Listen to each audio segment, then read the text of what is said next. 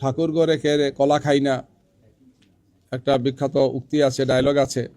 এর সাথে এর সম্পৃক্ততা আছে কিনা সেটা আমরা ভেবে দেখার জন্য দেশবাসীকে আমরা অনুরোধ জানাচ্ছি। গতকালকে আমাদের সম্মানিত আমিরে জামাতের টুইটার অ্যাকাউন্ট এক্স সেটা হ্যাক করেছে একদল দুষ্কৃতিকারী। আমরা তাৎক্ষণিকভাবে এটা যখন বুঝতে পেরেছি তখন প্রয়োজনীয় পদক্ষেপগুলো আমরা গ্রহণ করেছি এবং এই বিষয়ে আমাদের বক্তব্য আজকে আমরা সকালবেলা আমাদের অফিসে তাৎক্ষণিকভাবে সাংবাদিকদের সামনে সেটা বলেছি।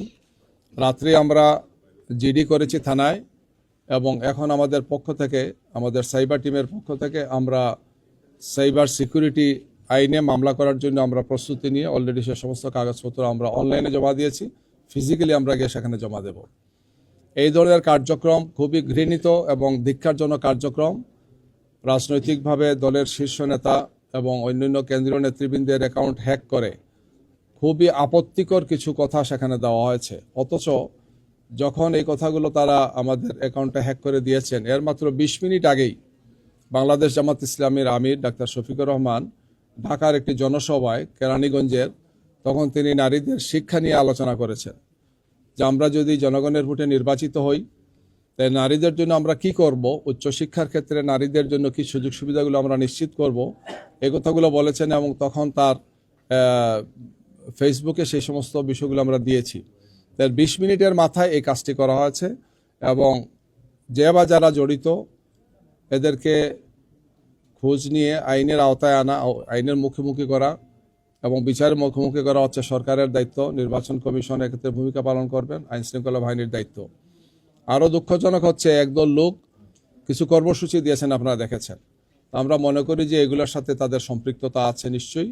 এই ধরনের ঘৃণিত কাজ কোনো দলই করবে না, এটা আমাদের প্রত্যাশা। আমরা নির্বাচনকে সুন্দর, শান্তিপূর্ণ, গ্রহণযোগ্য একটি নির্বাচন আমরা আশা করি। প্রতিযোগিতা থাকবে, প্রতিদ্বন্দ্বিতা থাকবে, কিন্তু এই ধরনের ঘৃণ্য তৎপরতা বন্ধ হবে, এটা আমাদের প্রত্যাশা। এই কাজটা যারা করেছেন তাদের তো দলীয় পরিচয় বোঝার কোনো উপায় নেই যেহেতু এরা দুষ্কৃতিকারী। তবে আমরা আইনের তাদেরকে মুখোমুখি করার জন্য আমরা জিডি করেছি। থানা সেখানে তদন্ত করে বের করবেন যে তাদের দলীয় পরিচয় আছে কিনা বা তাদের অন্য কোনো পরিচয় কি। আর এর সাথে সাথে সাইবার সিকিউরিটি আইনেও আমরা বিষয়টাকে দেখছি। এটা আরও উচ্চ পর্যায়ে আশা করি তদন্ত করে সেই সমস্ত বিষয়গুলো তারা নিশ্চিত হবেন, কোনো রাজনৈতিক সম্পৃক্ততা তাদের আছে কিনা বাকি। কিন্তু আমি যেটা বলতে চাচ্ছি যে একদল লোক তাৎক্ষণিকভাবে রাজু ভাস্কর্যে কিছু কর্মসূচি দিয়েছেন, আপনারা দেখেছেন। তো এই জন্য মনে হচ্ছে যে ঠাকুর ঘরে খেয়ে কলা খাই না একটা বিখ্যাত উক্তি আছে, ডায়লগ আছে। এর সাথে এর সম্পৃক্ততা আছে কিনা সেটা আমরা ভেবে দেখার জন্য দেশবাসীকে আমরা অনুরোধ জানাচ্ছি।